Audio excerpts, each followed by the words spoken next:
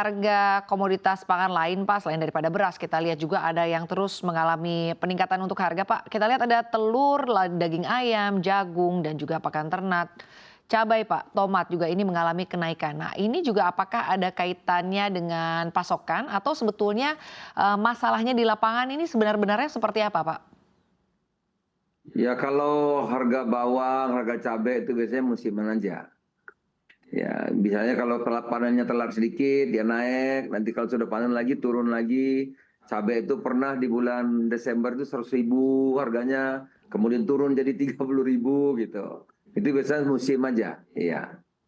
Baik, lalu untuk Ya. telur Pak sebetulnya seperti apa Pak? Kita lihat untuk telur ini kenaikannya juga cukup signifikan Pak Zul. Bagaimana pemerintah menyikapi hal ini dan artinya langkah-langkah konkret apa ke depan yang akan segera dilakukan terkait dengan upaya untuk mungkin bisa mengendalikan harga Pak yang kalau kita lihat dalam waktu 2 minggu ini kenaikannya cukup signifikan Pak.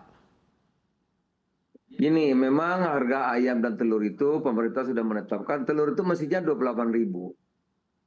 Ya, tapi selama ini kan ada 26.000, ada 27.000, tentu itu merugikan petelur, ya.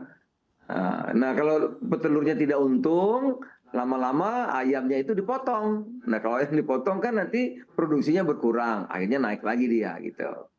Makanya pemerintah telah menetapkan antara 28 sampai 29.000 harganya.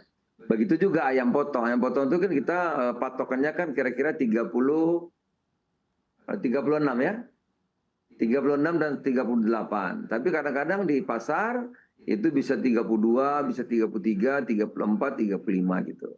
Nah, itu yang sedang ada apa untunglah apa namanya penggemuk ayam itu ya itu 36 sampai 38. Jadi kalau sekarang misalnya jadi telur jadi 28, ayam jadi 36 sampai 38, memang standar kita mestinya begitu. Gitu. Baik Pak, lalu untuk intervensinya Pak dari harga sendiri, apa yang diambil oleh pemerintah Pak? Artinya apakah dari subsidi pakan Kalau ternaknya? harga-harga memang seperti ayam dan lain-lain naiknya melebihi daripada harga yang ditetapkan pemerintah, itu kita punya jalan ya. Pemerintah daerah punya anggaran yang tidak terduga namanya, itu bisa intervensi ya subsidi.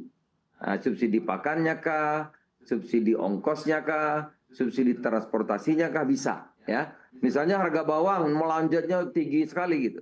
Ongkosnya kan bisa ditanggung. Bawang dari Jawa dikirim ke Sumatera, ongkosnya ditanggung oleh pemerintah daerah. Nggak mahal kok itu sedikit. Ya, itu sudah ada anggarannya 2% dari cadangan biaya yang tidak terduga di masing-masing APBD tiap kota atau kabupaten atau provinsi di masing-masing daerah. Gitu. Baik Pak Zul, harapannya kami dari masyarakat ya upayanya pemerintah artinya mengambil langkah konkret ya Pak untuk upaya mengendalikan Harus, karena harga semua pangan Pak. semua sarananya Baik, sudah ada, semua sudah ada. Dan ini tiap minggu dirapatkan oleh Pak Mendagri, Pak Tito itu luar biasa ya. Pak Mendagri itu tiap hari Senin rapat mengenai harga-harga ini karena akan terkait dengan inflasi. Setiap hari Senin melibatkan Kapolda, melibatkan gubernur, melibatkan bupati, wali kota, dan seluruh kementerian. Jadi ini kita pantau dengan serius. Memang yang tadi yang kita bahas soal beras itu memang nggak bisa dipercepat karena belum panen kan. Nah, jadi kalau beras premium kan baru ditanam kan nggak bisa panen dia. Nah kalau itu terus kita paksa yang kita beli, tentu harganya akan suplainya kurang, harganya akan naik. Sekali lagi saya berharap masyarakat bisa membeli beras dari Bulog, SPHP atau beras komersial dari Bulog yang harganya 14.000. Itu saran saya. Terima kasih. baik, terima kasih Pak untuk waktunya. Menteri Perdagangan RI Zulkifli Hasan Ya, sudah sama. berbagi pandangannya bersama kami. Pak, salam sehat dan sukses selalu untuk Anda Pak. Ya, terima kasih.